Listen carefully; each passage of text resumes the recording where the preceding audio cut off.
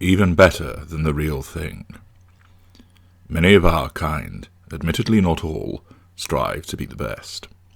We want to be the best for all to see, and this is very important to us.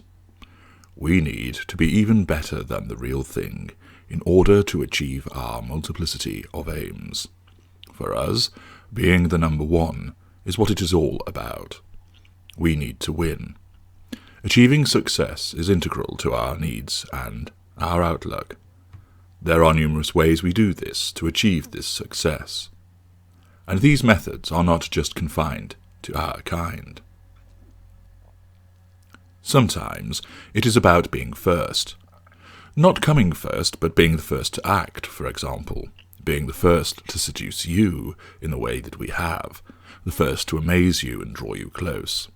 The first person to ever treat you that way. The first to say certain things. Take you to certain places. The first to make you feel the way that you do. And this will secure the win at times. Other occasions it is about being the smartest, and certainly those from the cerebral chapter of our organisation bristle with intellectual magnificence. Our razor-sharp minds help us scheme, plot, and plan, so that what we want is achieved through this careful application of brain power. More often than not, however, we achieve this success by cheating. We cheat by identifying those who we want to be like, those people we regard as natural companions for thrusting dynamic people like ourselves. Those leaders, pioneers, and achievers are our natural bedmates, and we make it our aim to ingratiate ourselves with them. Using our charm and magnetism, we wheedle our way into their circles, and once there, we steal certain characteristics we regard as desirable, and use them as part of our construct, which we show to the world at large.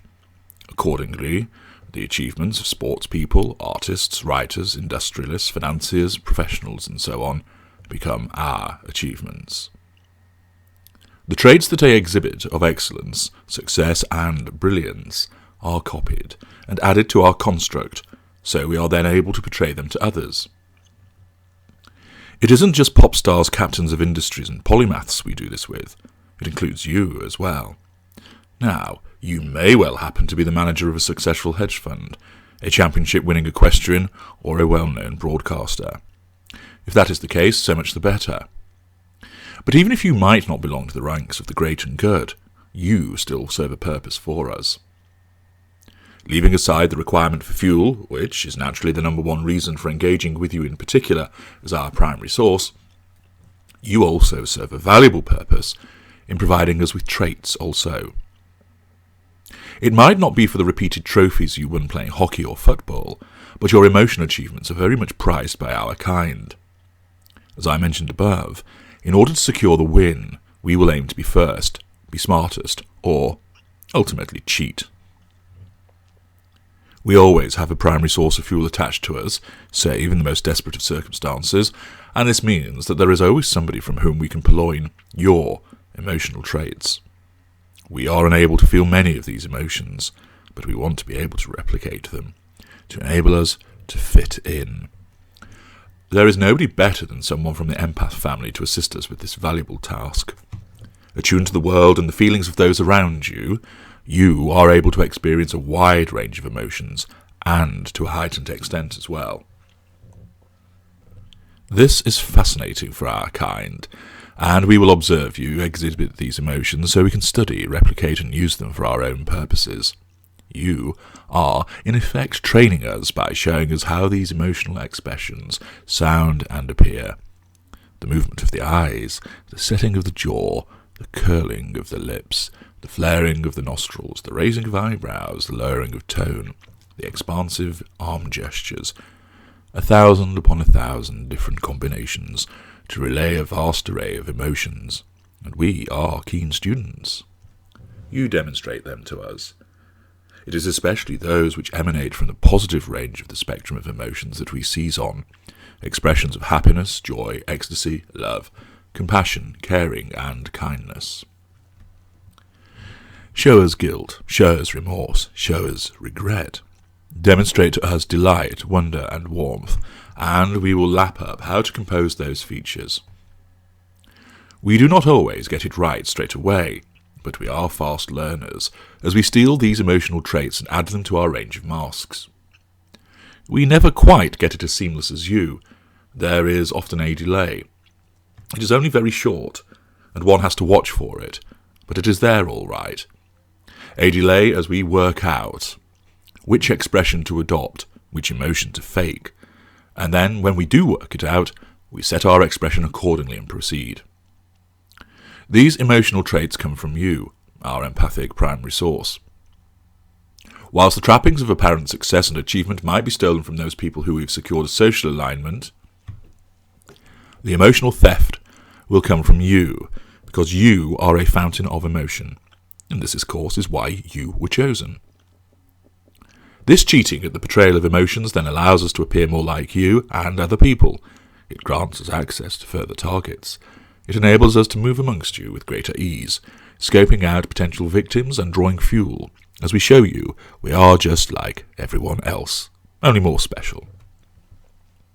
It is a clear cheat, but a necessary one to enable us to win.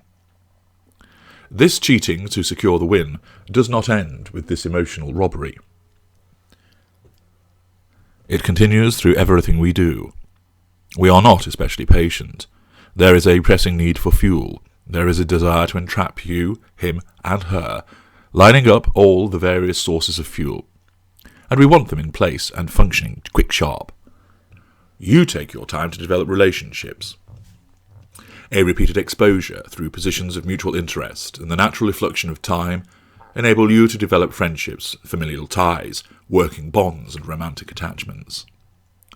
The rate at which these progress varies from person to person, as well as with reference to the type of relationship, but it is safe to say that they always lag behind the pace at which we operate.